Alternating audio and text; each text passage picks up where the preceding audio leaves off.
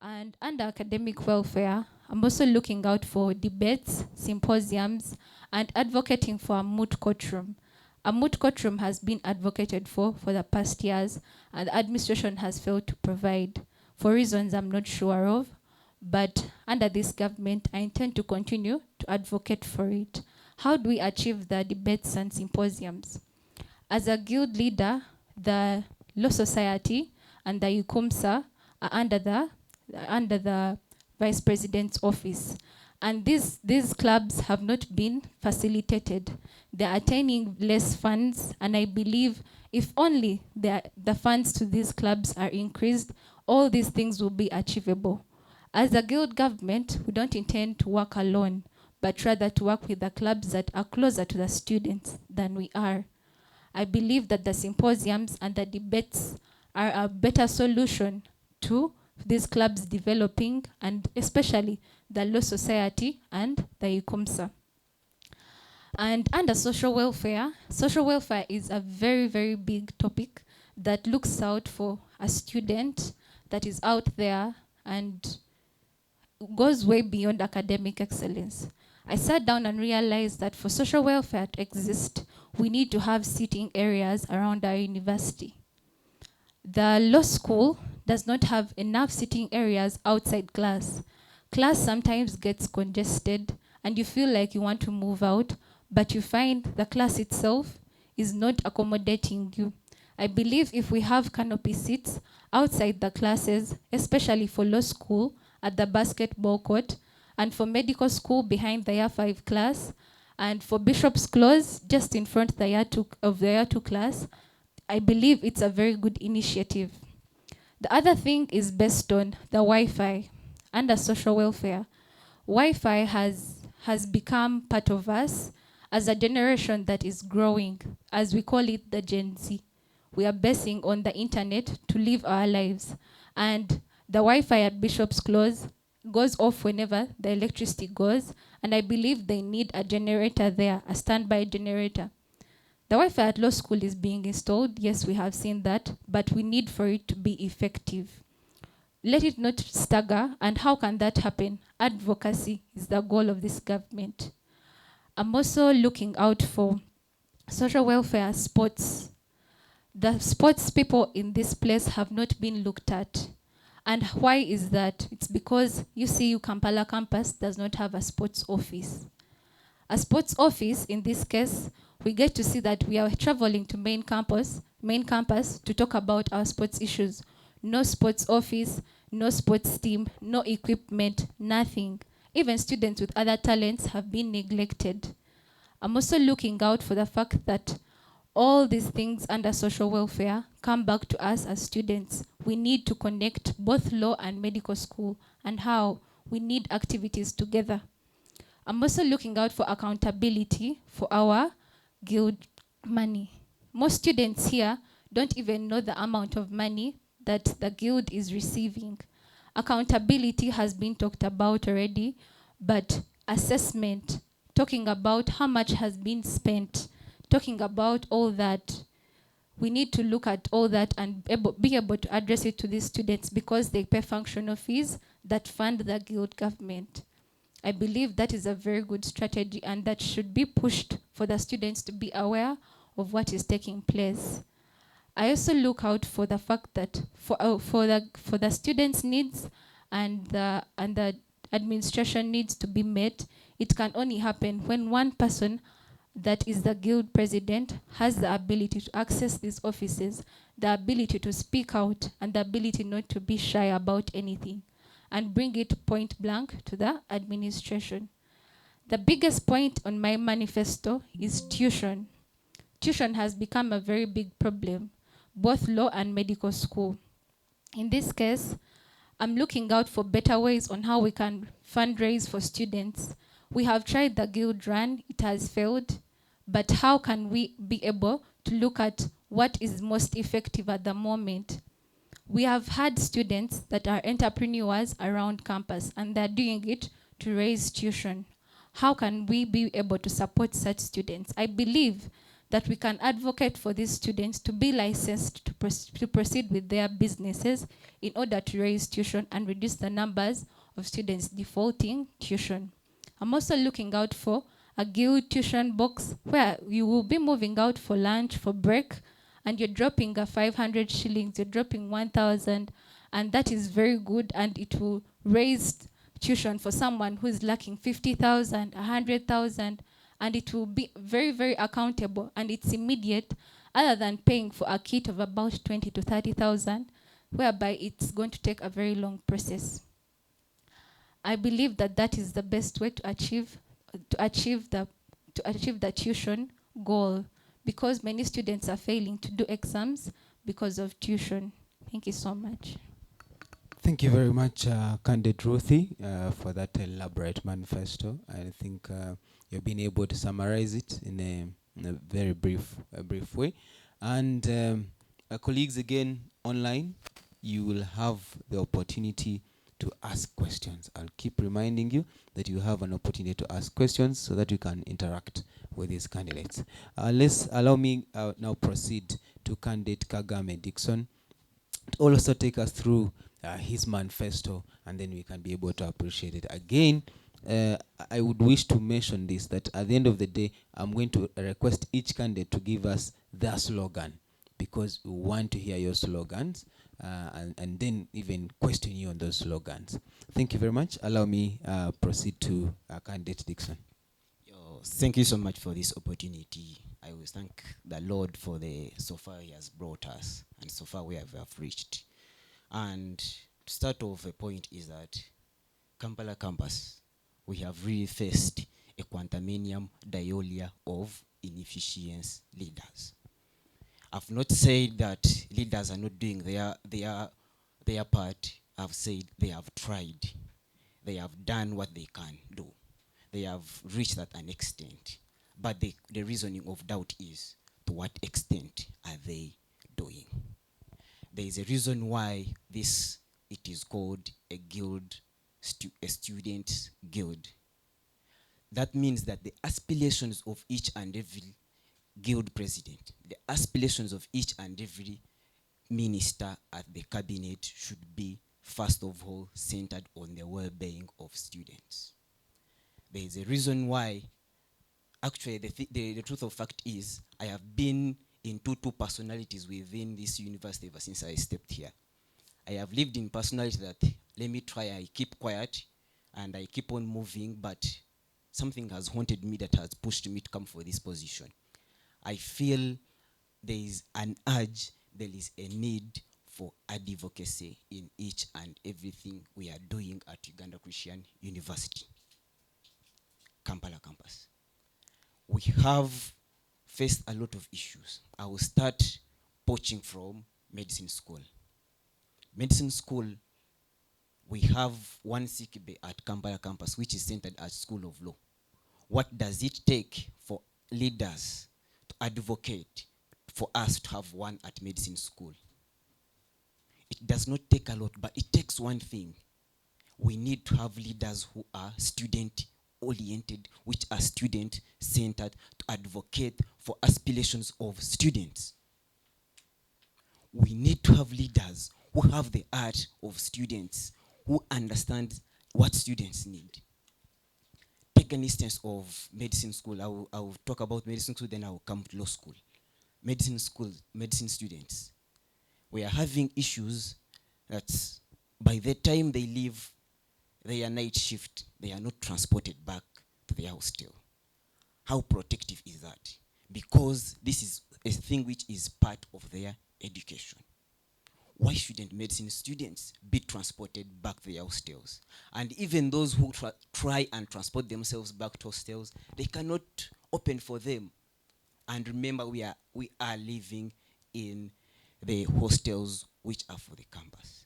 And I feel this is an urge that medicine students should be provided transportation from their faculty to their places of residence, because the thing that they are doing, which is night shift, it is part of them, it is part of their practice. That thing also pushed me for a reasoning of doubt. Why are we having students who are medicine students who are only the medicine students that are centered at Mengo Hospital. The reasoning is, yes, they are centered at Mengo Hospital. It is true, and it is that. And they have been trying to go to other hospitals. But the reasoning of doubt is we should have leaders who are going to advocate and make sure the school administration is undergoing a memorandum of understanding with other hospitals for us to equip medicine students with quality education, with quality experience, because the world that we are going outside, we are not stopping on studying from Uganda Christian University here medicine school. No, we are pushing ourselves to the outside world, and we should be welcomed by the outside world. So the perspective of us having hands-on experience is a matter of fact that should be advocated for. It is a matter of fact that needs emphasis. Another case of point is we're having issues of water at medicine school, especially at Bishop Cross, where Yatos study from. Why shouldn't it be? Why does it take a time for us to have things which should be worked upon within the blink of an eye take weeks? It is a question of doubt that is going to push us. To what extent are our leaders that we are electing, to what extent are they advocating for our services? By the matter of fact, we are paying tuition, we are making our parents, we are pushing them to the walls, we are trying by all means, and they are paying this tuition to the effectiveness, which is right, and they pay. But now the question of doubt is, we have the Office of Quality Assurance at main campus. Why isn't it at Kampala campus? Because this office is going to ensure that, one, we have quality education. That one, service providers that we are having at Kampala campus, they are providing these services to their maximum. Another thing, that this is the office that is going to overlook the service delivery in Uganda Christian University. Why aren't we having this office at Kampala campus?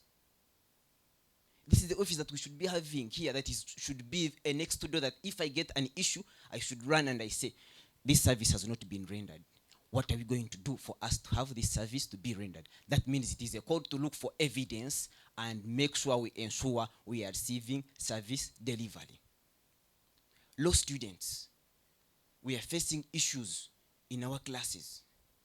We are facing issues that is stretching from service delivery, the quality of things that we are being served to use, particularly in classes. We are reaching at an extent, we end up, we are using whiteboards. But is it to the standard? We are having projectors that we are using to study. Are they to the standards? Why should I be in the middle of the class and our dear lecturer is teaching us, is very ethical, is doing his role, and you find the projector is breaking out? Those are instances where I'm saying we should have quality assurance office at Kampala campus, which is going to make sure things that are served to the students at the maximum of the standard. We have faced issues here. I have sat on these issues. They have haunted me. They have reached to the extent of pushing me to make sure I come for this guild presidents. That is the reason why I have come with a manifesto, which is a 1-point program. I don't want to detail a manifesto which is going to be having 10-point programs, 5-point programs, to detail it and I lie students. I don't want to do that. I have come with 1-point program manifesto. And I request the students, I urge students, let us welcome that thing that I'm bringing forward. I'm bringing a manifesto which is 1 point, which is advocacy. With advocacy, we are going to move mountains. With advocacy, we are going to move the righteousness of what should be at UCU Kampala campus. We have been having activities which are bonding us between medicine school, school of dentists, and also law school. To what extent are those activities? Are they doing a purpose? If we are saying we are having a Trinity Gala, it is going to be attended by all the faculties that we are having at Kampala campus. Is it serving a purpose, because we have reached an extent where we are going for that gala. We are going for that gala, and we find we are around 50 students, 100 students, and we are not serving the maximum, which these activities are supposed to be attended by all of us. I urge you, students. I request you, my fellow students. I urge you and I request you. Let us welcome advocacy in Uganda Christian University. Let us welcome a radical new government. When I make a statement of a radical new government, someone might take it another perspective. Radical does not mean fighting. We are Uganda Christian University. It does not mean rioting. It means, do you understand the perspective of the people whom you're approaching to get these services? Can't you dialogue with them? To what extent do you dialogue with them to make sure you're having effectiveness of service delivery on ground? That is the radical advocacy I want us to move together. And we are going to achieve this, and we are going to vote Kagame Dixon as the next guild president, and we are going to enjoy Uganda Christian University. We are going to raise Uganda Christian University at the next level. We are going to take Uganda Christian University to the heart of Africa. We are going to take Uganda Christian University to the world, to the maximum that they are going to consider Uganda Christian University as the best university in history. Starting effectively with the guild government, which is going to be mentored by Kagame Dixon as the guild president. With all this, I urge you, students who are taken their time, who have taken their zeal to listen to this debate. This is my manifesto, which is a one-point program. For the interest of time, I have tried to break them down shortly, but I look forward to make a recording. I declare each and every point that should be the effect of my manifesto. I urge you, all of you, to welcome a radical new government. Thank you so much, sir. Thank you very much, candidate Kagame. We have ably listened into your manifesto, one-point program, which is one bullet program, and I hope colleagues will be able to disseminate. Now, we're going to the next set of questioning, and this is Uganda Christian University, and we intend, even in the teaching, your lecturers try to intend to put in or to include leadership, put in faith in learning. We have that as a component in our teaching. So I want to bring this to you as leaders. The question is, how do you intend to inculcate faith in your leadership? How do you intend to inculcate or to include faith in your leadership? Allow me to start with candidate Kagame to be able to take on that. Then we get to candidate Muyomba, and then we shall get to candidate Ruthie. Thank you very much. Thank you so much, sir. So, the matter of fact, leadership without trust in God is nothing. Leadership without trust of God, I will repeat it 3 times, is nothing. If you don't trust God, if you don't trust the Lord who created you, if you don't trust the Lord who has made you to reach to this extent, truly I bring it forward that you'll be totally doing nothing. Because it is by faith that we believe in that we live.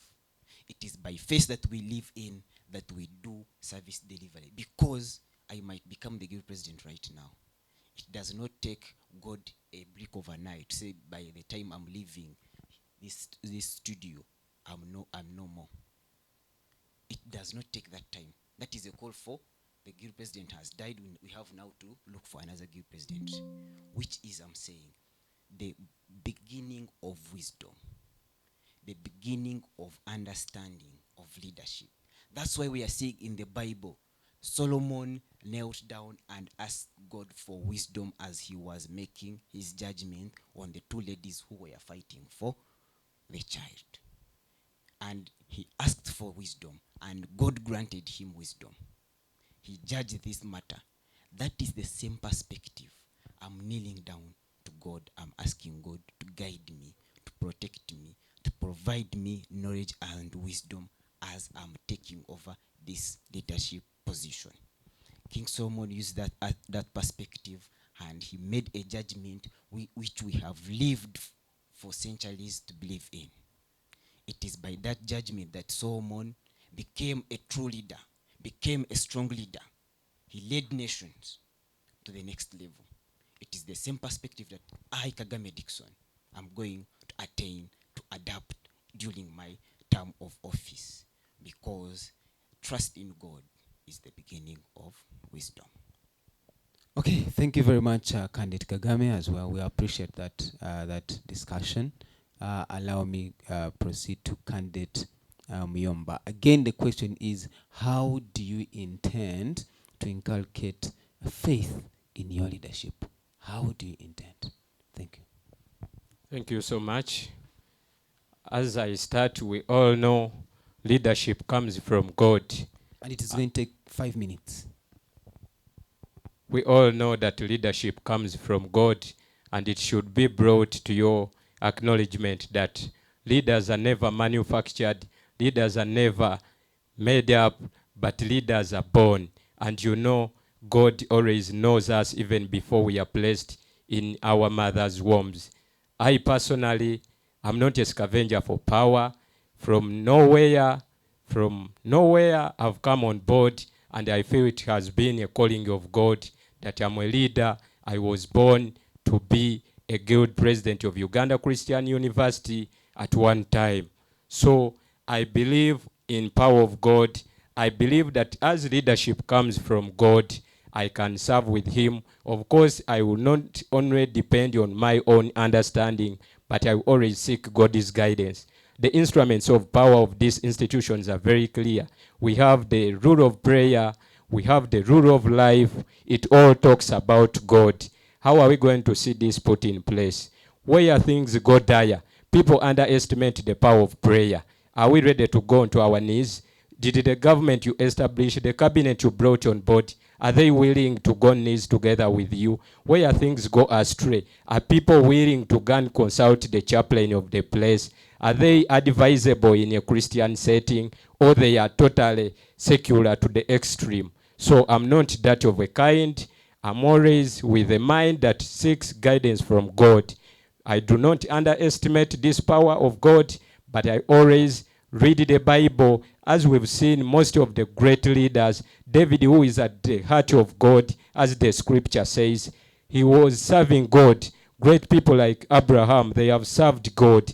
I personally, I believe that with God, we can bring every issue on board. So I'm driving it back, and I'm taking it back on consultation from the chaplaincy. That's the chaplain, where things have refused, and we as ourselves, the cabinet, we've prayed and we feel things are not going on well. We are very ready to consult all the religious personnel around. So for me, I believe with faith in God, nothing can go beyond his power.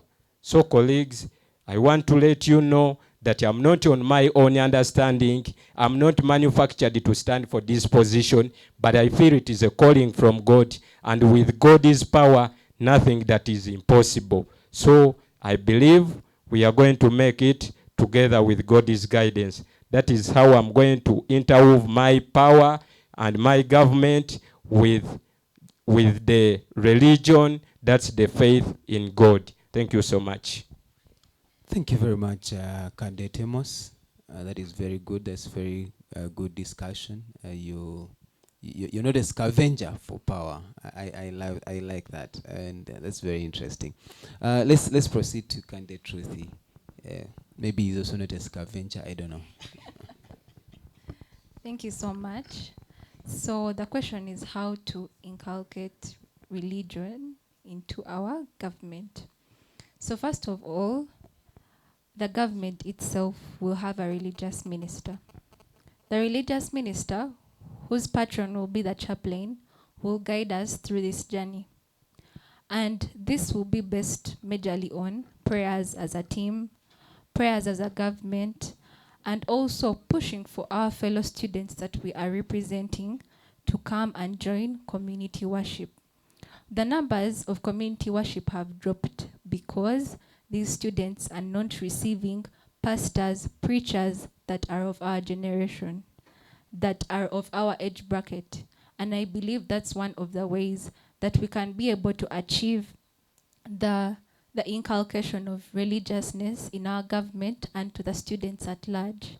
I believe that involving more youth pastors that believe that our generation has seen different things than the millennials and all the other generations, I believe that it would be a very good initiative through our Minister of Religious Affairs. I believe that we can be able to achieve that. Thank you so much. Okay, thank you very much, Candid Ruthie. It's very interesting.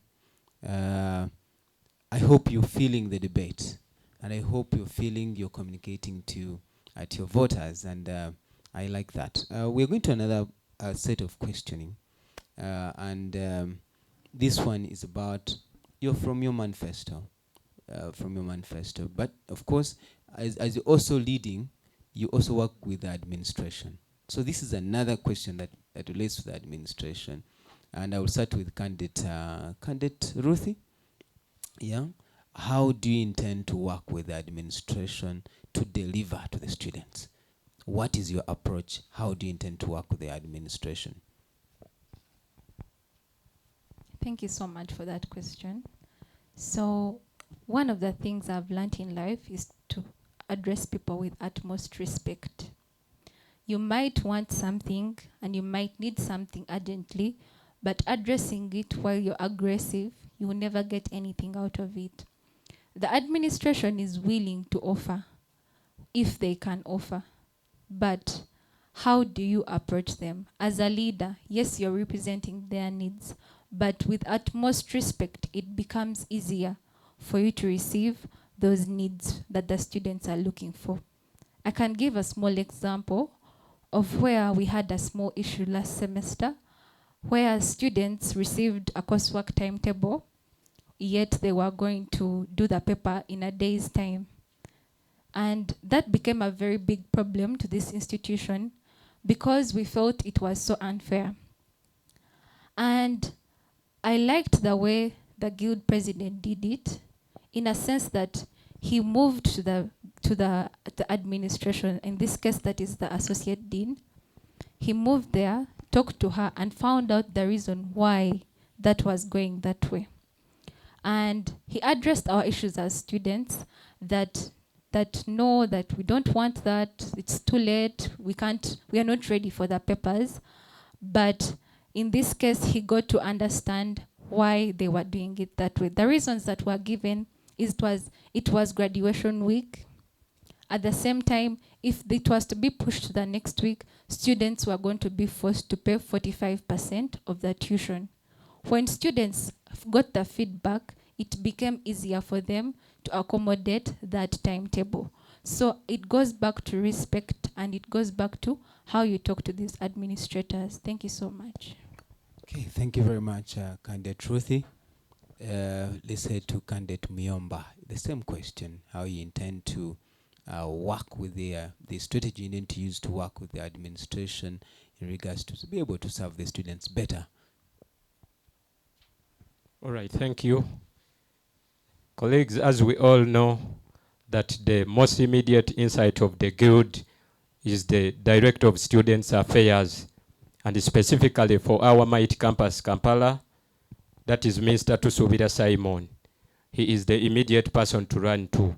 So if you're willing to do anything, you have to first harmonize with him. So I'm not looking at a point of us sitting behind as the cabinet to sit behind and dictate anything on board. Of course, we should always have a consultative mind that is ready to seek guidance.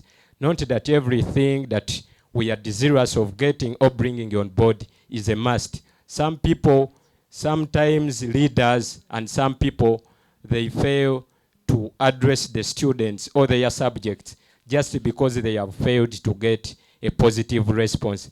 But any person who is willing to communicate appropriately back to their subjects where they account is ready to engage the administrators, whether they will get a negative or a positive. It is all about advocating for anything that they have asked, so that in case it is provided, well and good. Where it is not provided for, then you also communicate back. So without hesitation, for me, I will always consult the inside. That's the dosa. I will always consult him on things that can be done. And I also take this and connect it to policy cognizance, whereby if people do not know the thick and thin lines of what can really happen within a setting of this university. For example, this is a Christian university. How can you petition for something that you feel cannot be worked out, and for you sit behind with your cabinet and advocate for the same? But by me, your leader, being prudent and having interested my mind to know the policies, the thick and thin lines, where we can start and stop, I can never refrain myself from reaching out to the DOSA, reaching out to the responsible office to find out what is really happening. So I come into this leadership. After you're going to give me your mandate, I come with a consultative mind that is ready to listen to our superiors, that's the administrators, so that we can always get the answers that are appropriate to the issues that will be on rise. So if you come feeling that you're going to just push for anything, not knowing the setting you're in, then it will be a challenge. But by me being informed about the actual policies in place, I will be able to work hand in hand with the administration to make UCU great again. Thank you, sir. Thank you very much, Candidate Hemos. Let's head straight ahead to Candidate Kagame. Thank you so much. So the bigger perspective of us understanding each other between the administration and the students starts with whom are you dealing with. I've been a leader in different positions, and I have realized for us to have effectiveness in this, you should understand which society am I dealing with. Here, particularly, we are a Christian-centered university. Since we are a Christian-centered university, how do Christians behave? That should be at the back of your mind. That should be at the back of the mind of each and every leader who is advocating for service delivery. Of course, we need service delivery on ground, but how are you going to advocate for it? It is a question of doubt which is going to come through dialogue. It is going to come through dialogue that you're not just ordering that you need a thing. What you're questioning for should be within the four corners of the laws that are governing us as the institution of Uganda Christian University. That is the case of point for each and every leader who should be having it at their mind. If I'm advocating for this, how am I approaching this office? What is the manner of the person who is in that office? What is the conduct? How ethical am I going to approach that administrator? Of course, we are led as the guild government, we are led by the office of the DOSA, yes. How do you approach DOSA for any redress of any issue that has come on board? So it is the understanding of the perspective that if we are in need of these services, if I'm approaching DOSA on this point, how do I come? Do I come just far that someone has told me that this thing is needed? Or you come if it is a loophole? Is there evidence about this loophole? If it is there, have you tabled it on ground? Have you explained of what is on ground? Everything rotates on the nature of the society you're dealing with. Understand the society that you're dealing with so as you can address them to the maximum, because it is going to build a strong bond between a student and the administration. Thank you so much, sir. Thank you very much, Candidate Kagame, for that submission as well. We're going into the next, and colleagues, you should be watching the question that our comrades online are asking in and taking note of them, because you are going to answer those questions. They are not mine, they are your questions.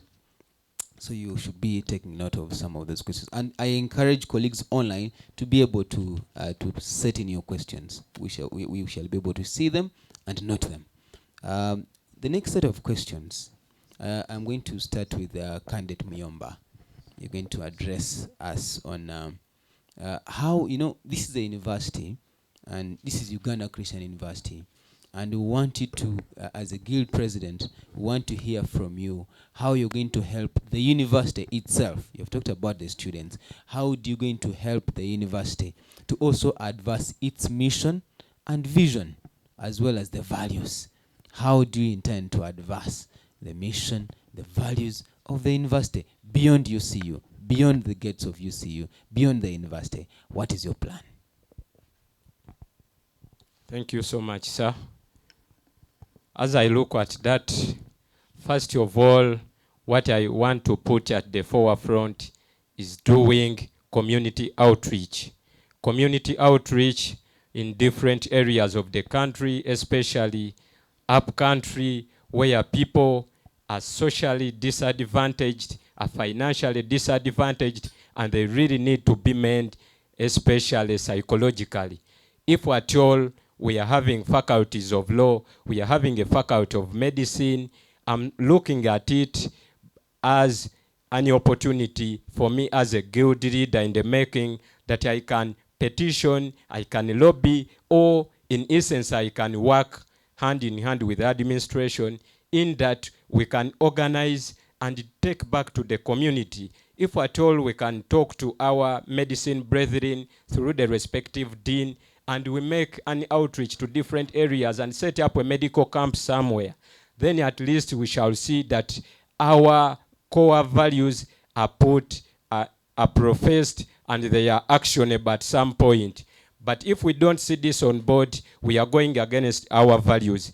We as a Christian university, we are looking at it as we petition. Me as a leader, I can petition the administration so that it can facilitate these outreaches. We lawyers, we can be set out to go to different youth camps that are set. They are youth camps for different dioceses. They are different camps that are set up by the Church of Uganda. We thank God that this Uganda Christian University subscribe to the Anglican Church. If at all those youth camps, we are given a chance to go and address people, so that those young youth, they feel motivated, they feel guided. There we shall see that the image of our university is well represented outside there. But if we stop on indoor or inside activities that only take place at the school premises, then that is not right. Me as a leader who is willing to sell the image of this university, I'm looking at community outreach. I will keep capitalizing that I don't see anything other than that. I'm also looking at promoting the image of our university using different platforms. For example, X, it has been there, but we need to boost, because this is a generation that moves with media. If at all we keep it in dark from media, we are going against it. We can use different platforms to sell our image that this is a Christian university.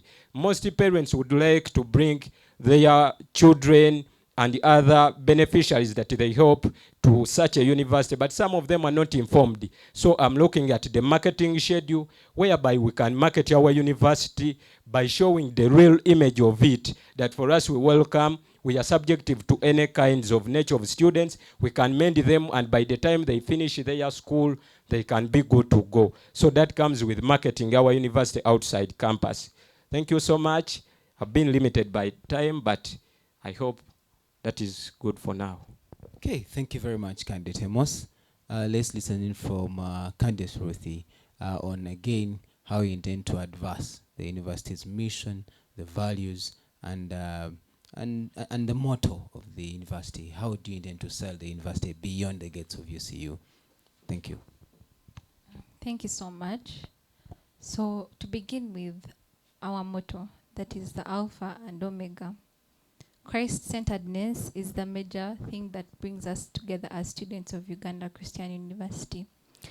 And I believe as a guild president, it should be the forefront as I'm running this government.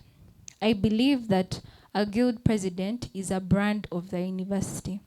How you handle yourself, how you treat yourself, how you speak, it itself helps the university. It alone brands the university.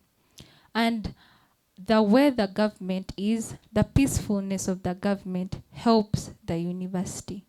in this case, the stakeholders that are the students, because without the students, Uganda Christian University cannot exist. I believe that peacefulness through the government can help the university achieve all the goals, that is Alpha and Omega, and also the vision, that is the center of excellence in the heart of Africa. I believe that all this can be achieved through having a peaceful government. Thank you. Thank you very much. And the Candid Ruthie believes that having a very peaceful government will be able to help to be able to advance the mission and the values of the university. So that's the very first set of questions. We're now going to the second last piece before we get to the questions. And again, I encourage our colleagues online to be able to send in questions, and as been requested, please direct a particular question to a particular candidate. So that was going to help us to be able to get to the questions. The next questioning is in regards to solving problems. We need you to look at through your manifesto, look at, or even through around the university, look out for one problem, and use 5 minutes to address that problem. How are you going to address that problem? One problem that is affecting the student out there, that is top on your manifesto, and how you intend to look at it.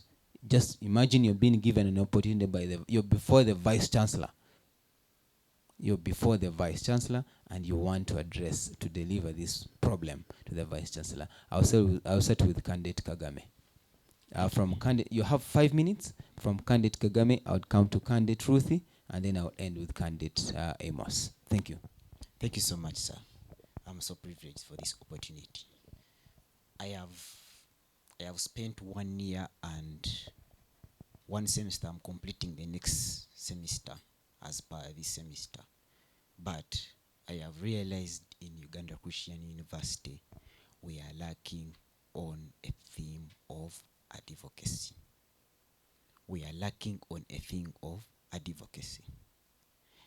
This advocacy, I want us to trace it there. Major, we hit on one thing which is affecting us generally. We are lacking the Office of Quality Assurance in Uganda Christian University at Kampala campus. It is at main campus, yes.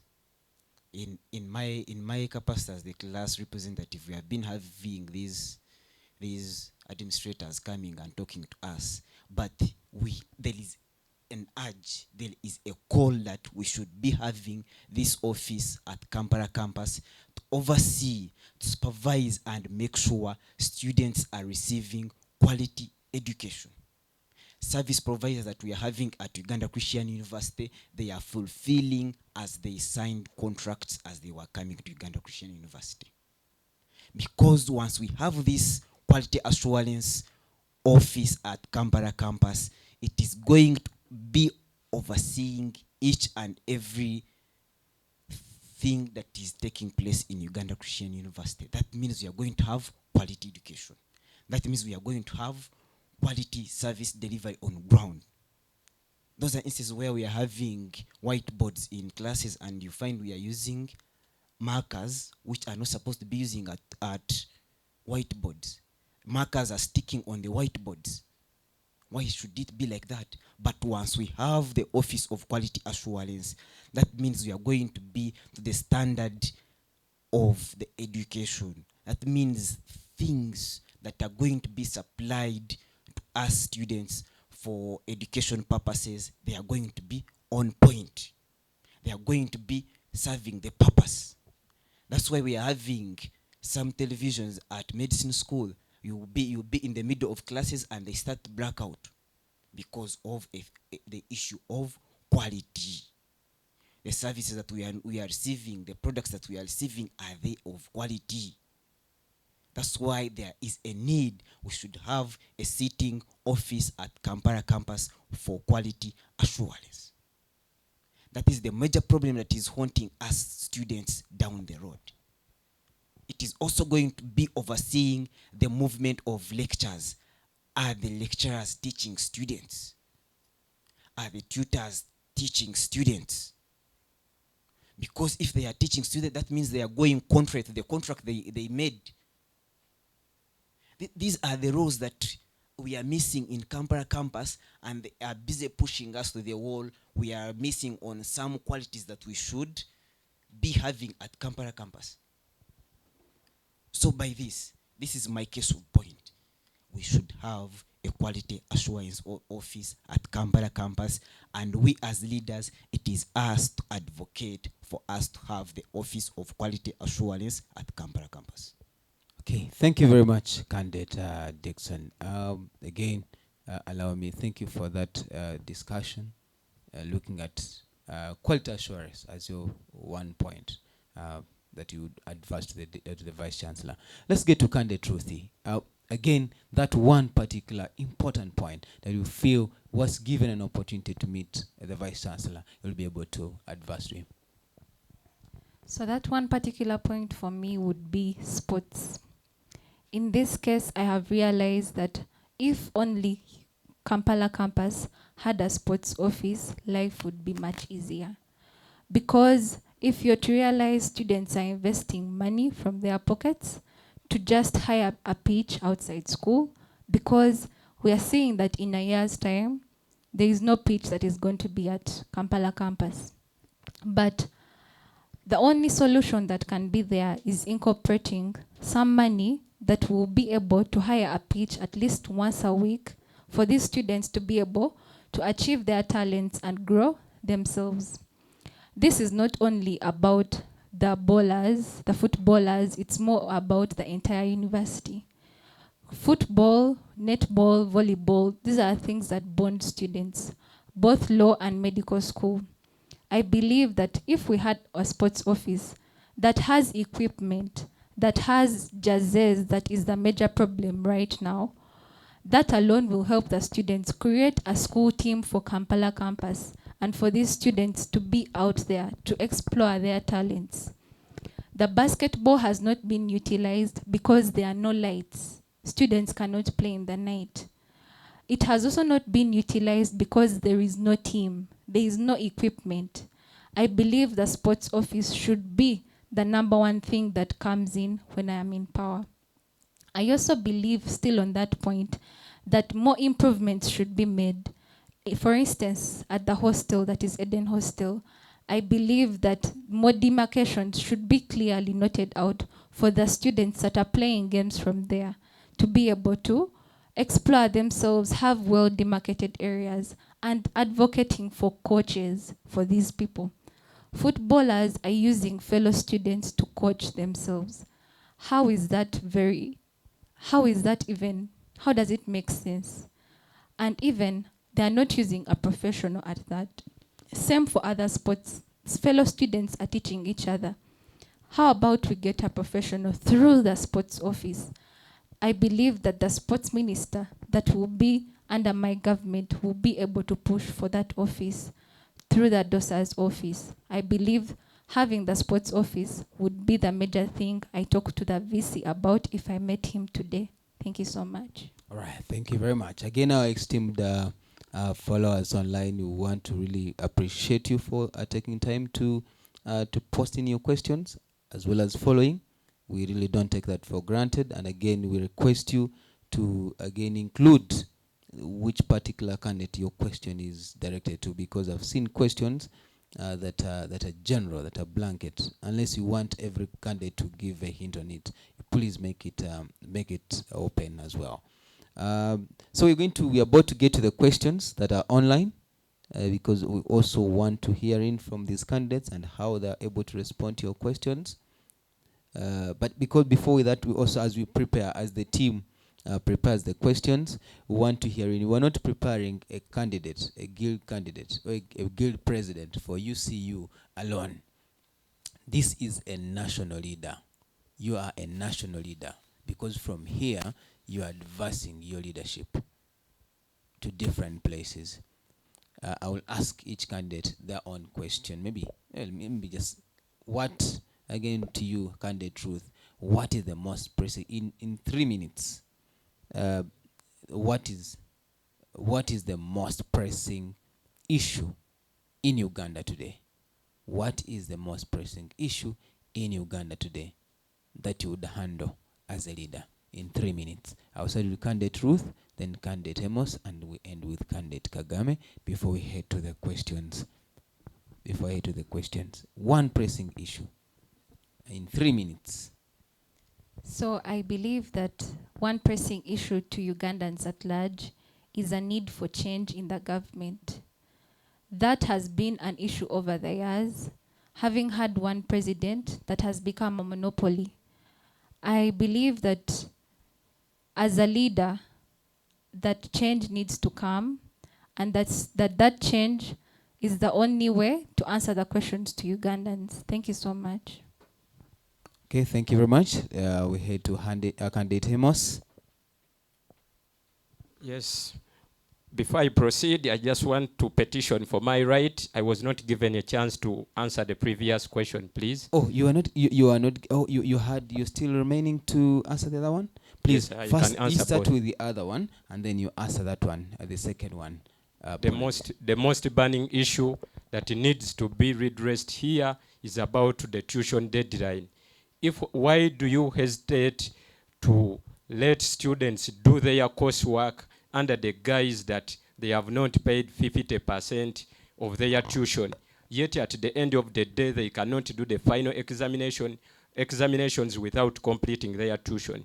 So I'm seeing that as being improper, and it is going against the Christian values. We as a Uganda Christian University, I'm speaking this with all due respect, but however, this is a mischief that needs to be addressed. As you give me your mandate this Friday and you vote for me, I will make sure I work hand in hand with the administration so that we can stop the monopoly of tuition deadlines, especially during the middle of the semester. Before the end, it can be good as a school runs under the financial support of with the clients, the students, but it does not make a great impact to stop students from doing their courseworks just because they have not cleared 75% or beyond of their tuition. That's the burning issue I would like to address once I'm given any opportunity to meet the Vice Chancellor this very evening. Yeah. To go. Okay, just thank you very much, candidate Amos. Then you can just transit to the question, what you think is the most pressing issue in Uganda today, because you're a national leader. We're not training you to be a guild president for UCU, but as a national leader. I hope that gives you a breather to be able to answer the question. Okay, thank you. What I've realized, me as a lawyer, of course I'm not much interested in external politics because of what actually happens at a daily basis. But as a lawyer, I always put an ear there. I feel I'm much concerned about the voters turning up. If at all only almost 20% of the voters turn up for general elections, what is the actual cause of that? So we as a country, we need to look into this so that people can be given any opportunity.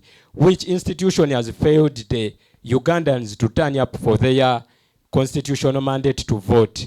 How can a list of, I will take an example of 1 million voters, why should only 200 people, only 200,000 people turn up? That is really improper for our country, and there is no way only those people that have turned up will ask for, those that have not turned up will ask for accountability. But we as a country, if we can work hand in hand so that we can come on board and address the issue of poor turn up of voters, then we shall have good leaders brought in place. But if we only leave the majority to decide for the minority to decide for the majority, that is not really good.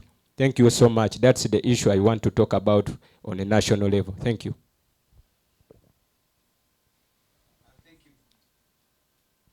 Thank you very much, candidate Amos, for that good discussion. Now we are heading into the questions, and the last candidate, what is affecting the country? Oh, okay, please take it on before we get to the questions. Okay, thank you so much. And when we get to the questions, we have our backroom member is going to be able to read out the question. Okay, please, Candidate Kagame, take on the question. So, as I had already told the audience that I've been mentored in patriotism and scouting prior, even before I joined Uganda Christian University. I have experienced this thing back from the grassroots where I'm coming from, even here in Central Region. We are facing the issue, we are turning into the urge of choosing leaders into a money-oriented thing. We are electing leaders who go into power, they embezzle money, they come and they bring back money to us, they bribe us to put them back into power, which is affecting us on service delivery. That is why we are having, like, if me myself am to go home, I come all the way from Mitoma. If I'm to go home in my Mitoma, in my district, the road stops in Mitoma town. It does not extend to Kashenshero. The reason is one, we are electing leaders who are money oriented. They go into these positions, they be MPs, they embezzle money, they be ministers, they embezzle money. We don't receive service delivery on ground. I want to call up the each and everyone who is watching us here, who is watching this debate. Please and please, let us vote leaders who are going to be there for our communities. Let us vote leaders who are going to advocate for our service delivery in our communities. We are tired of embezzlement. We are tired of this embezzlement that the leaders are doing on ground. Yes, we are calling for a change. Yes, it is a change. We need a change in government. And it is true we are tired of the monopoly that is happening in the country. Yes, it is. And we are tired. But still, even when we are also going to elect someone else, we should make sure we are going to vote for someone who is going to serve us to the purpose. We should elect someone who is going to be there for us, someone who is going to be there for the community. We should vote for someone who is a right leader, someone who has qualities of a right leader, someone who is not going to go there to embezzle money and they fill their stomachs. I call upon each and every person who is there outside, please let us stand down and vote for able leaders. Let us welcome new governments in place. Thank you so much, sir. Thank you very much, Candidate Kagame. And this question was really intended to test you whether you are able to to bring out qualities of a good leader, or what issues are hurting the community and everybody at large. So it's good that I'm happy that you colleagues have been able to deliberate on those issues clearly. The very first question, I've been tipped by the team that it goes to Candidate Amos, and allow the team to read the question clearly. Thank you very much. So this question goes to Candidate Amos. Don't you feel the Muslim community and other students who believe in different religions are isolated amidst the university being a Christian university? As the guild president, what is the relief to them as a representative of every student? Should I repeat? Okay. Thank you so much for the question. I'm not sure about the very person who has directed it to me, but I appreciate. So, of course, I feel the way you feel exactly, because as a Christian, however much it is affiliated to Anglican Church of Uganda, but it is accommodative to different religions. So me as a guild leader, I'm going to take an extra step in a way that for example, I will take an example of our Muslim brothers. If we're told the university is providing some free space and some appropriate time for community worship for us the Christians, I will advocate and I will work hand in hand with the administrators to make sure they accommodate also other religions. For example, by providing some worshiping places. As you know, we are in the city setting. It might be different for our sister campuses like Mukono, the main campus. There they can establish a full mosque for you. But here at Kampala, at least we can petition to a reasonable measure in that they can provide some free space anywhere, because we have a lot of free space around, whereby you people, you will be provided with worshiping places in that you feel also accommodated. I'll also take another step to say, in areas of crucial times, because every religion has its own belief. For example, the Muslim brethren, you have a belief in celebrating Eid Day. It is really improper for us to keep pushing the examinations, the daily class routines on that very day. I've had this experience before, and I feel the same way you're feeling, because there is a time we had almost Easter and Eid in the same time specification. We Christians, we were given a day off from school program. But for our Muslim brethren, it was really against their values when they gave us a coursework paper on a very Eid day. But if at all they feel like they cannot compromise the school program and most of the students will be affected, at least let them provide an accommodative measure. For example, if an EDD gets into collision with a school program that is crucial and cannot be compromised, let them accommodate for you, for example, by accommodating you under AgroTat timetable, so that if you miss out, you can have what you missed out addressed later on, than foregoing it and registering it as a retake. Thank you so much for that question, please.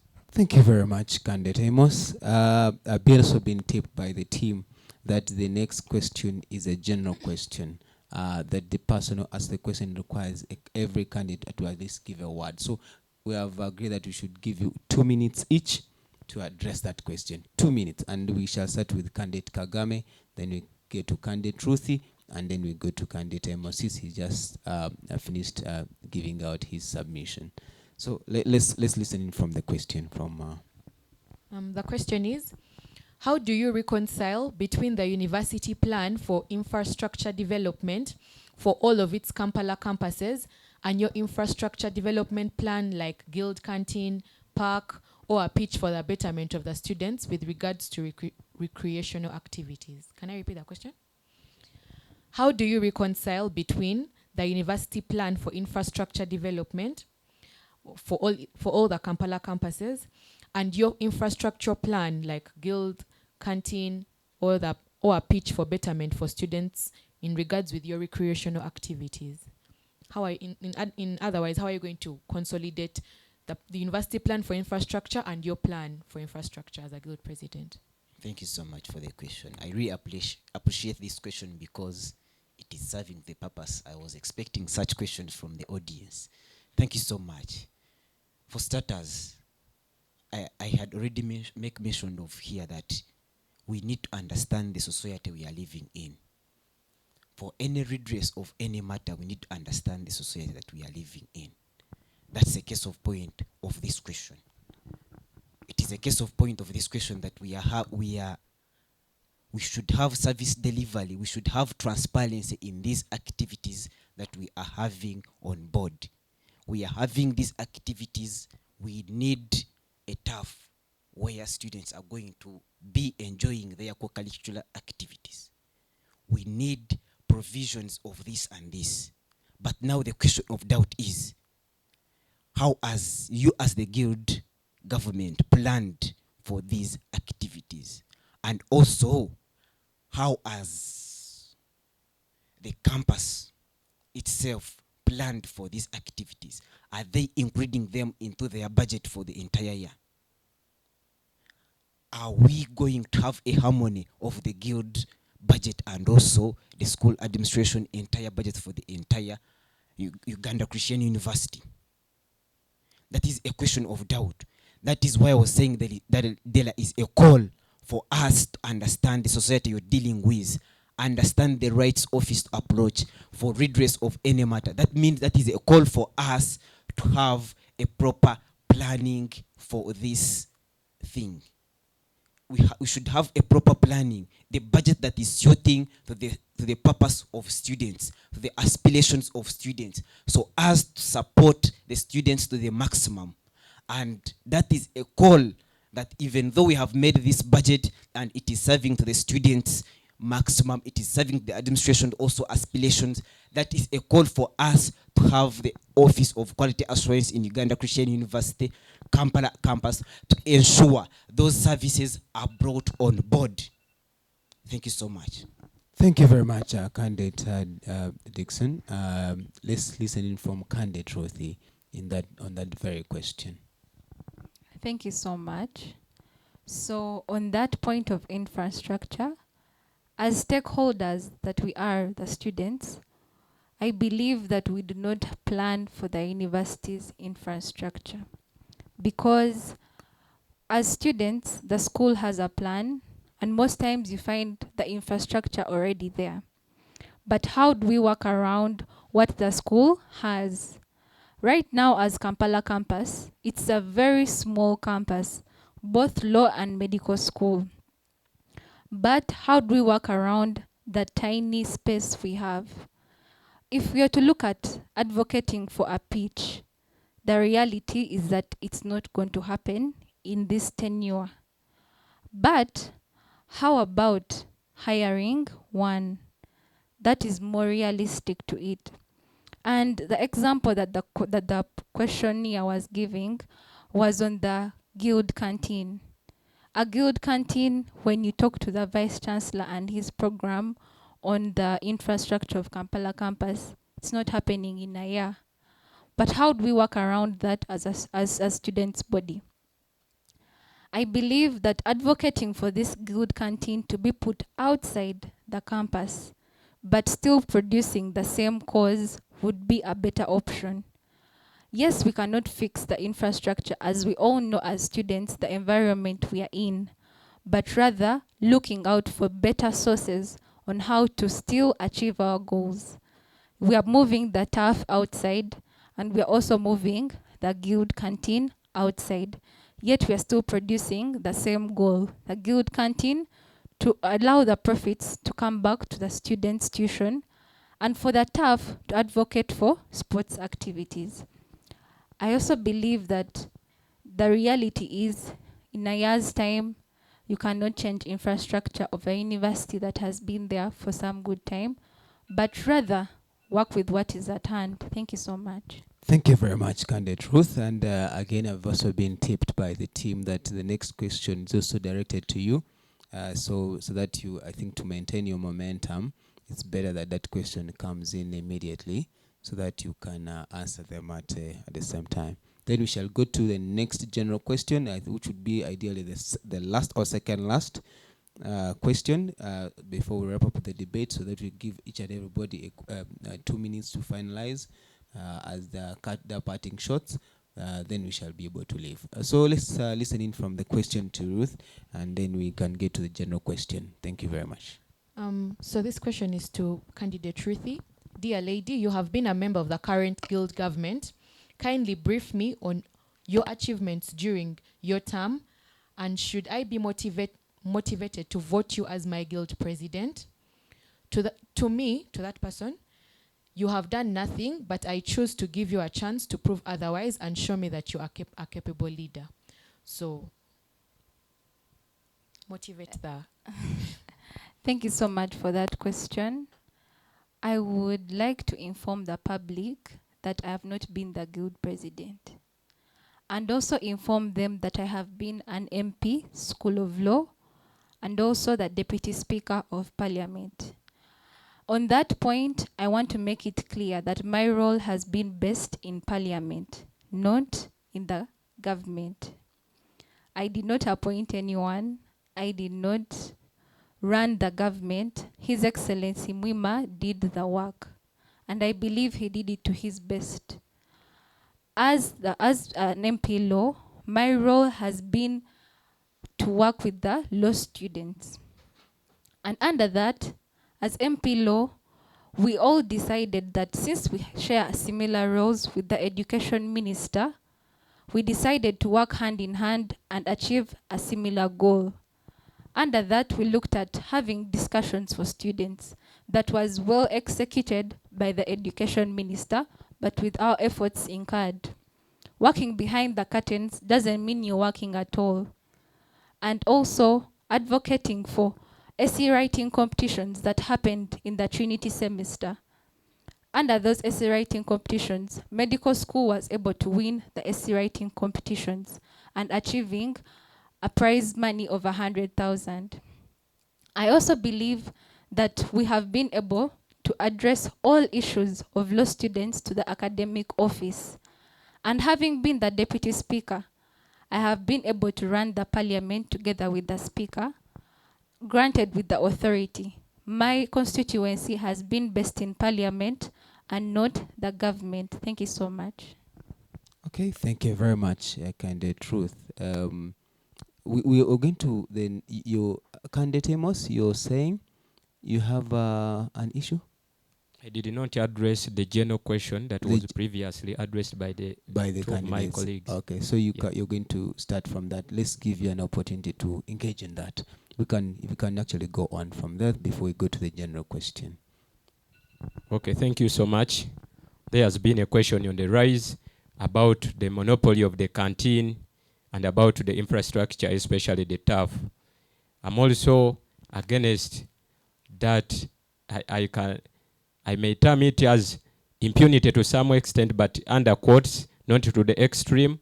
But as you give me your mandate this Friday and vote for me as your next guild president, I'm going to make sure we push for one. If at all an idea has been brought on board by almost 3 governments that have come before this, I will make sure I keep the voices of the students heard in the way that in case a canteen cannot be provided within the shortest time possible by the institution, we can harmonize with the administrators upon consultation from the DOSA, in that we can pull our fellow students with enough financial muscle so that we can provide some alternatives, in that people with some finances, we can come up together, we regulate this, and we find a way of establishing a canteen out of the students, in that we stop this monopoly of expensive life at campus.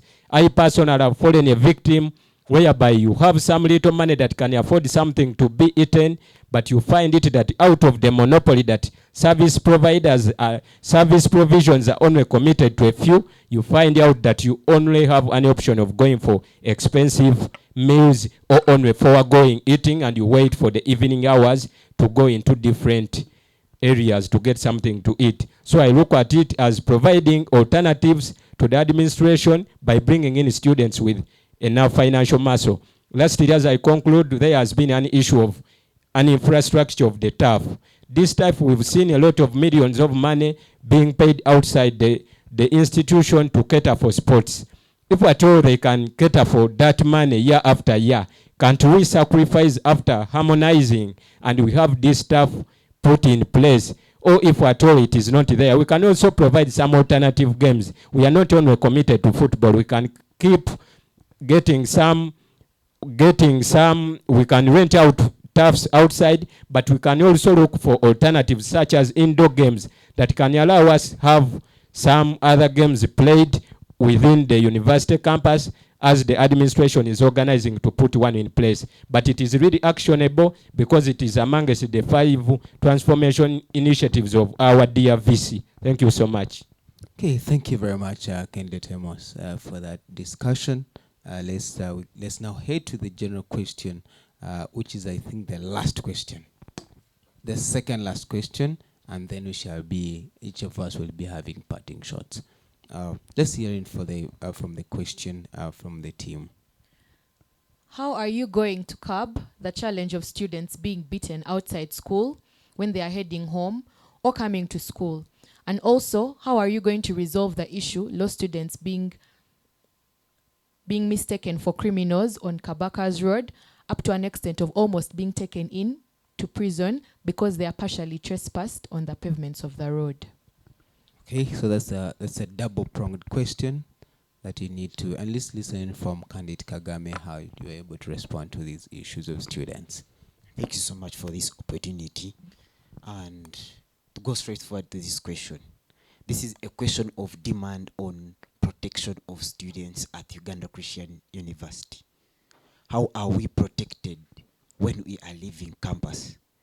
the library closes at 9. When we are leaving the library going to our premises, how do we go to our premises of residence? That is a question that I'm seeing my fellow student is asking. And actually it could be the same question that I could ask someone. There is a need for us as leaders who are coming into power, as voting Kagame Dixon as your next guild president, to advocate and make sure we are having more transport for students. More transport for students, it is a call for us to have more buses that are going to transport students. For starters, like at law school, we don't have a van for law. At main campus, it is there. What is the case of point? Why don't we have a van at Kampala campus to transport students? Those are reasons why we even don't have community-based mentorship of going into the community to educate the community about the awareness of law. But it still stretches to us here, how we are transported from the school when we are from reading, because we know this is a course unit which shouldn't be taken for mistaken. We have to make thorough research. We have to research and understand the things that we are searching, which most cases they push us to reach the night time when we are still at campus. That is a call for us as leaders who are coming into power to advocate and make sure the university is providing transport means for students to their residence. It does not, this cuts across to each and every student of Uganda Christian University. We know all the hostels where students are sleeping in. We know them.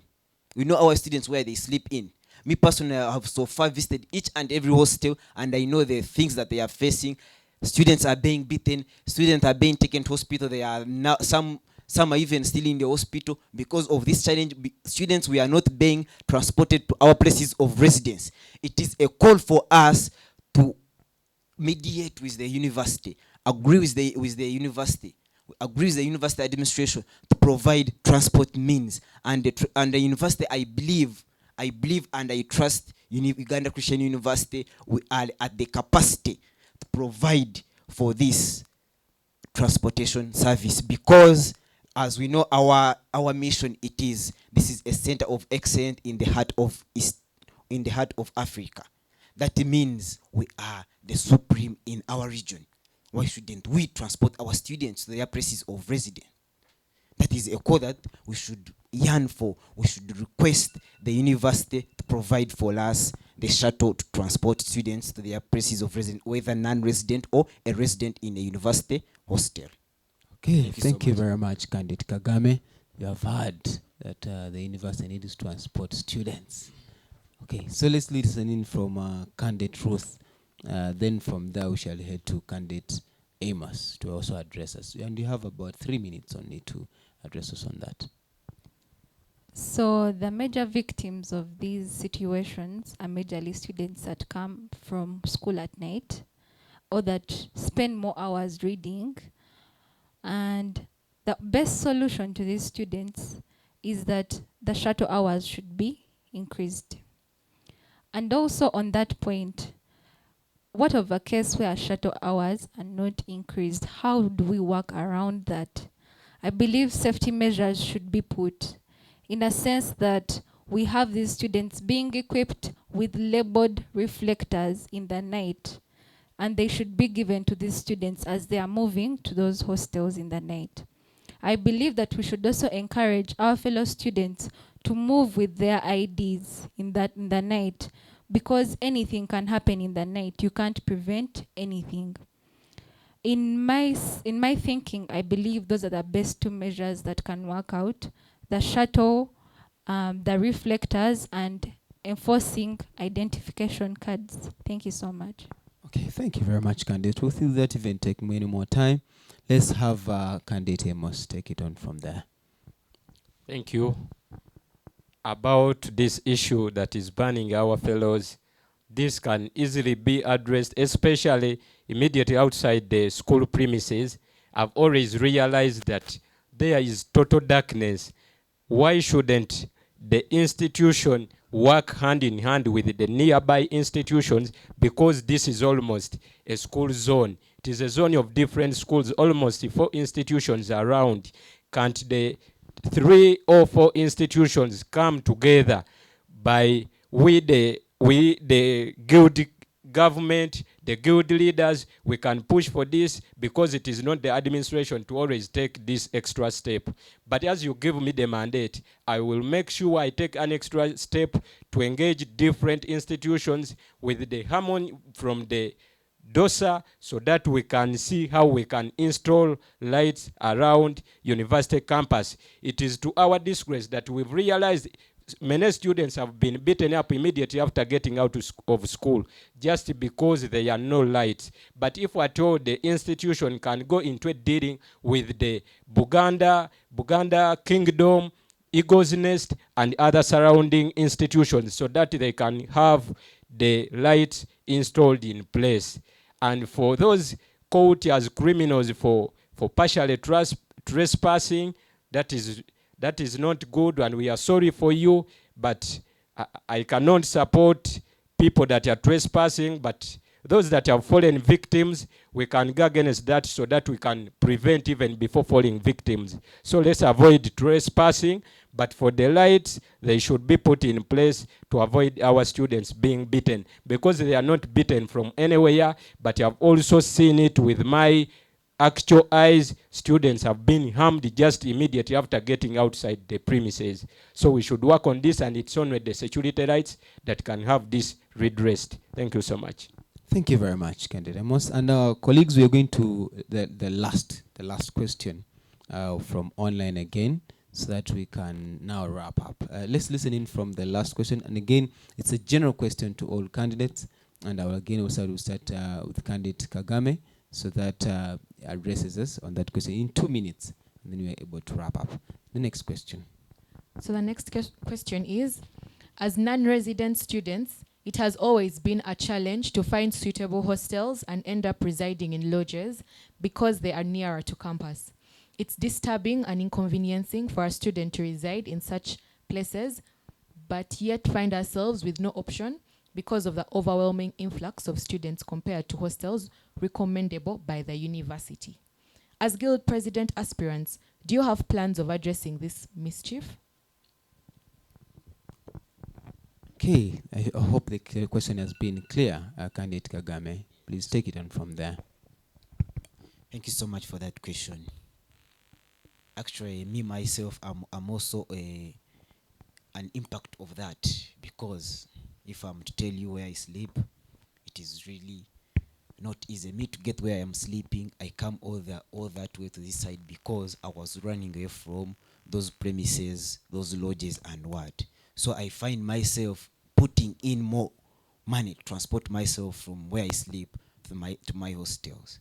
I feel that we as leaders, we should talk with the university and make sure the university should increase on probable hostels where students are going to be sleeping, because particularly we have Eden 1 and Eden 2 as the university premises.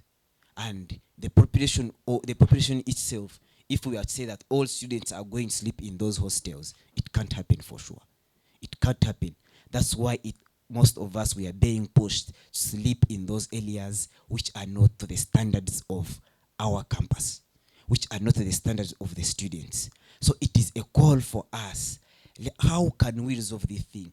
This thing can be resolved through dialoguing with the university to look for better service providers like other hostels which are near, or even though they are far, you can put them there, but you have a shuttle transport students from that hostel to campus on time.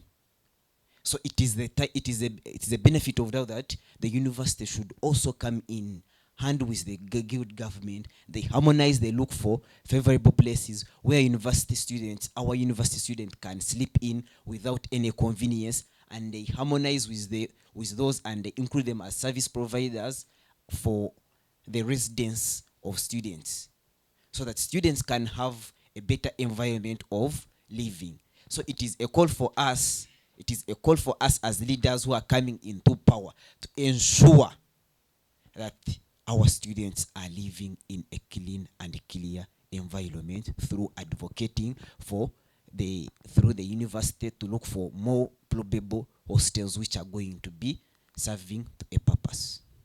Thank you so much I really appreciate this question. Thank you very much, candidate Dixon. Let's listen in from candidate Amos.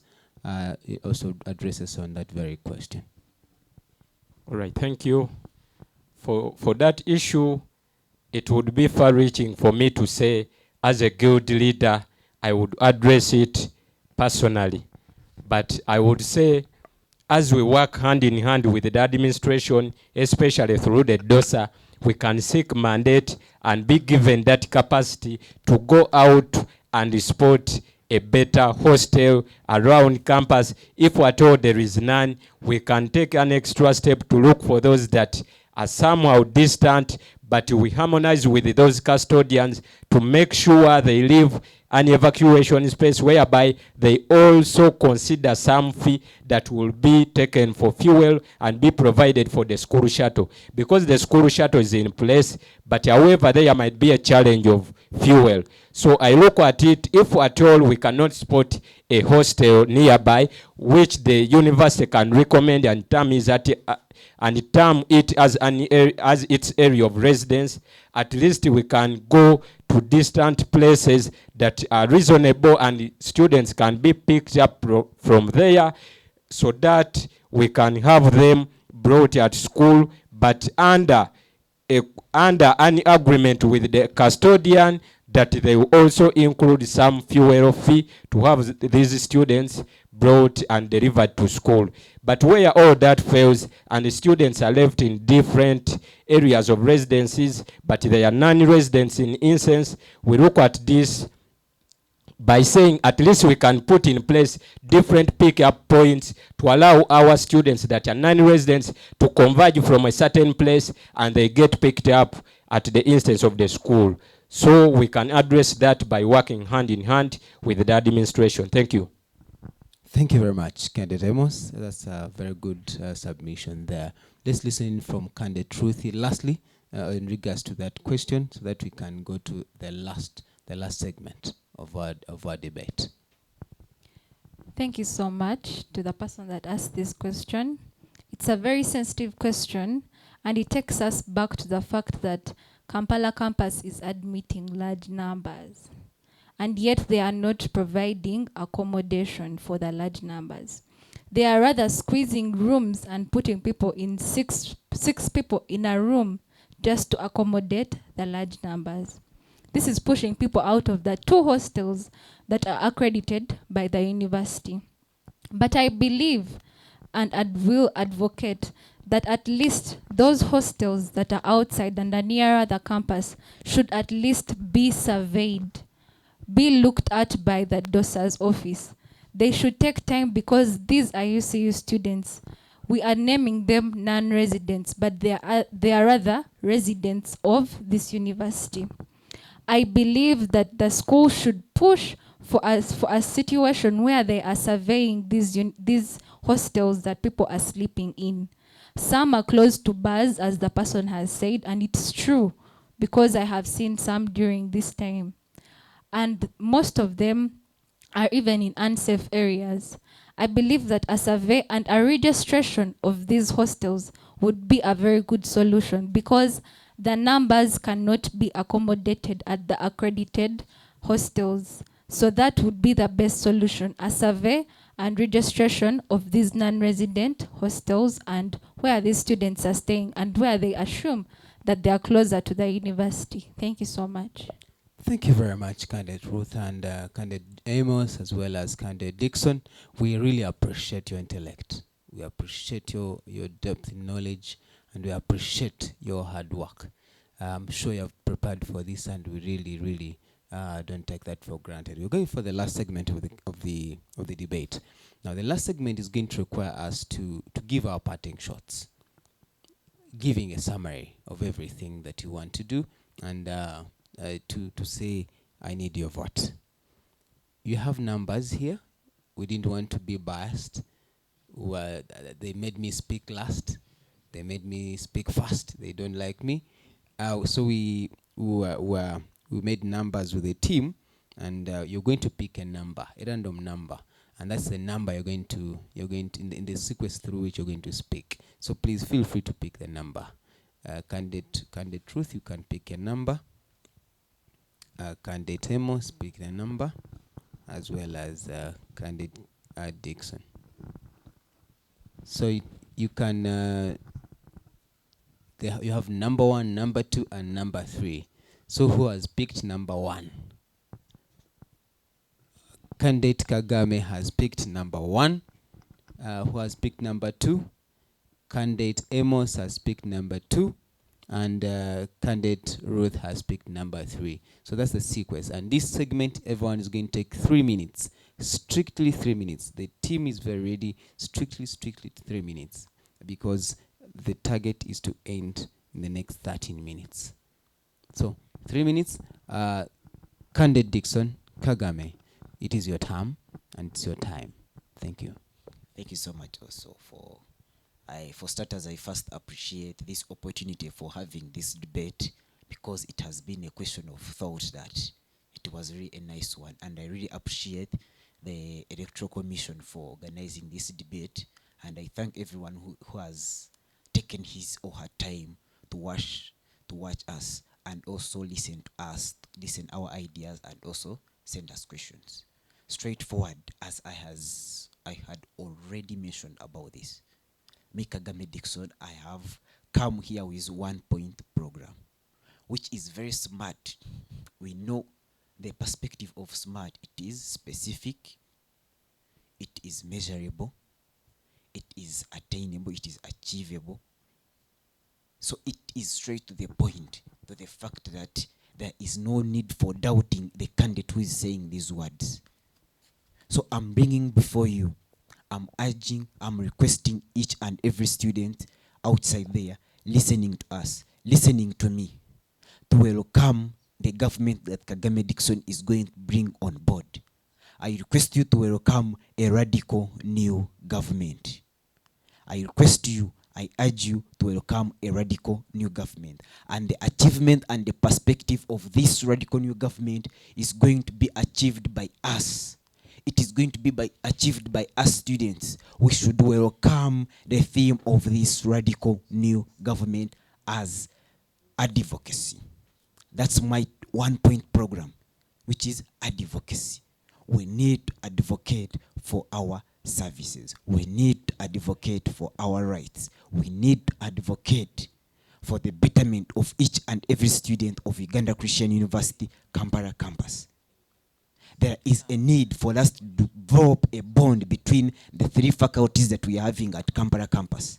There is a need to respect medicine students. There is a need to respect dentists, School of Dentists. There is a need to respect law students. And by respecting all these 3 faculties, it is for a call for us to having things that are going to bond us. That is a call for us to put mentorship of these things that we are holding, a mentorship, putting things that are going to hold us accountable, that are going to hold us together as Uganda Christian University students. And this thing is going to come through advocacy. And through advocacy, we are going to advocate for quality education. Through advocacy, we are going to advocate for better service delivery. Through advocacy, we are going to work hand in hand with the school administration for the betterment of the Uganda Christian University, for the betterment of us as students in Uganda Christian University, for us to long and love Uganda Christian University and take this institution to the next level. I want to conclude by saying, I want you, students of Uganda Christian University, to welcome a radical new government with its theme as advocacy. Please vote Kagame Dixon as your next guild president.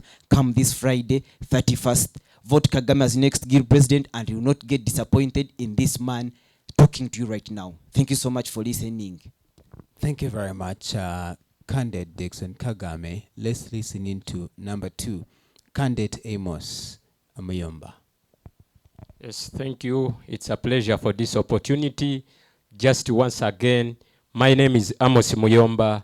I'm a student of law in year 3, semester 1, and I'm a good president aspirant.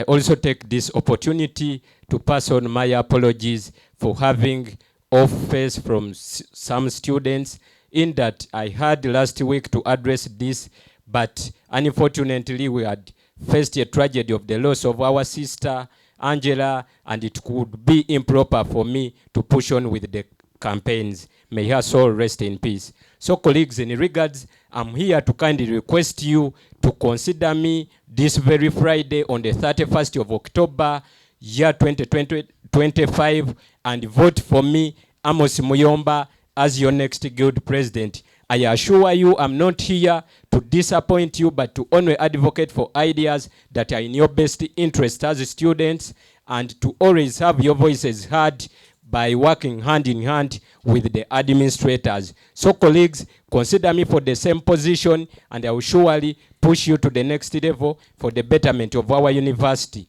So colleagues, in regards to that, all my manifesto, as earlier said, will remain on a paper, and all those ambitious ideas will be left in history. Not until you give me that mandate on Friday, and you don't forget, Amos Muyomba is the new wine in the new bottle. Thank you so much. Thank you very much. New wine, new bottle.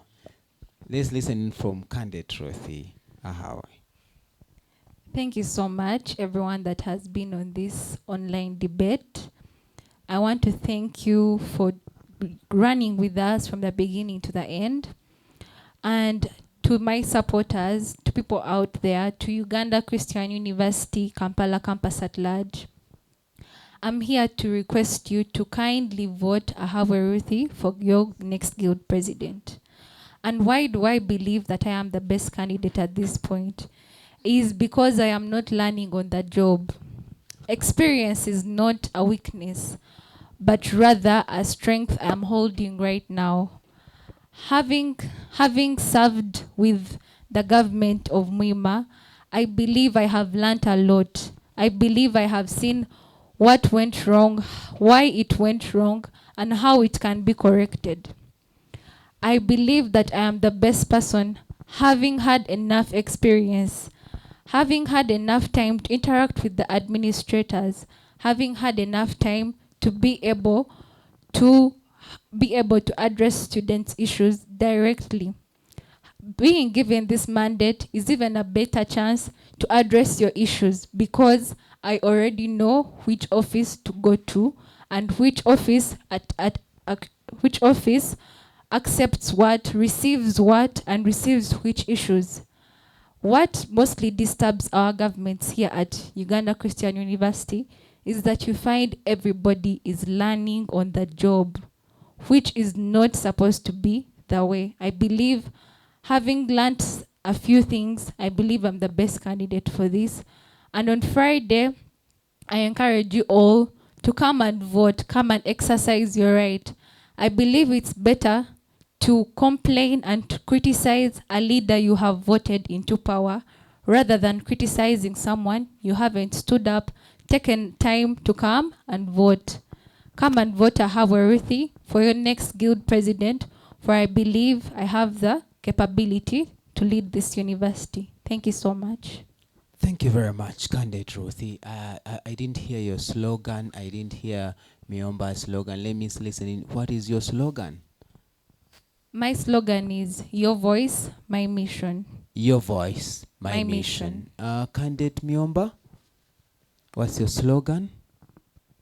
New wine in the new bottle. New wine in the new bottle. Okay. Candid Kagame. Accountability is power. Accountability is power. Ladies and gentlemen, we have the honor to have had the honor of listening in from these colleagues, and have the honor to have them as part of our colleagues. To now have a privilege of being joined by our electoral commission official, who is going to tell us on how to vote, how are we going to go about the voting come Friday. Let's listen in from our colleague from, I was almost calling you candidate, I am sorry, but let's listen from our colleague, our member, the member of the electoral commission, who's going to guide us on how we shall be able to vote on Friday. Thank you very much. Please take on the podium and take the microphone. Yes. Thank you very much, our moderator, Mr. Bwambale. Hope I've got it right. Very And right. to our dear candidates, thank you so much for taking the opportunity and the time to come and participate in this debate. As the Electoral Commission, we are very grateful. So my name is Aisu Namwanje Redempta, and I am the Vice Chairperson, Electoral Commission. I will be giving you a brief of how you will be able to vote on that day. So a reminder, the voting day is this Friday, 31st of October 2025. So at every Kampala campus is divided into two. We have Kampala campus, the law school, and Kampala campus, the medical school that is located at Namirembe Cathedral side, and also in Mengo Hospital where we have the dental school. So on that day, there will be voting equipment placed at all these different locations, at law school, medical school, and at dental school. So as a voter, you are first required to, the first requirement is that your name should be appearing on the voters register of the Uganda Christian University. Yes, so lists were sent out this week, and all students were encouraged to check the register to make sure that their names are there. Secondly, before you come to vote, you'll be encouraged to come with your ID, the school ID, and your passbook, because that is what you're going to use as identification on that day. On arrival, your name will be checked in the register, you'll be given a code, you'll access the computers where you'll be able to vote for your candidate and submit. Yes, for any other inquiries that will come up between today and Thursday evening, please don't hesitate to reach out to any Electoral Commission committee member and they'll be able to reply to you. Even our DOSA is available. Thank you very much. Thank you very much, the Vice President. I have the honor of also sharing a table with you. So I am very much privileged that I've been able to share a table with you. Thank you. And our colleagues online, I want to thank and appreciate our candidates. I thank you for deciding to lead your colleagues. It's just a calling. There's no money. It's a good thing, but it's just a calling. Please just get to know whoever is going to be voted in. It does not mean that you has not been voted in. You're not a good candidate. It just means that the numbers of the candidate who has won were just more than your numbers. And I would actually advise that whoever is voted in, please get to your other colleagues and get from their manifestos and include what is viable for these students, because all of you are looking at one thing: having a better Uganda Christian University community. True or false? I guess very true. And our members out there, we want to take the opportunity also to thank you for sparing time to listen in and to even watch. We don't take that for granted. And we pray that come Friday, come and exercise your mandate. Come and decide on your leader. Come and decide on your next Guild President. Above all, put God first. We want to thank the Director of Students Affairs. We want to thank the Electoral Commission that has given us the mandate and an opportunity to speak to you all. God bless you. May the good Lord bless you, and Alpha and Omega. Thank you very much. Be blessed.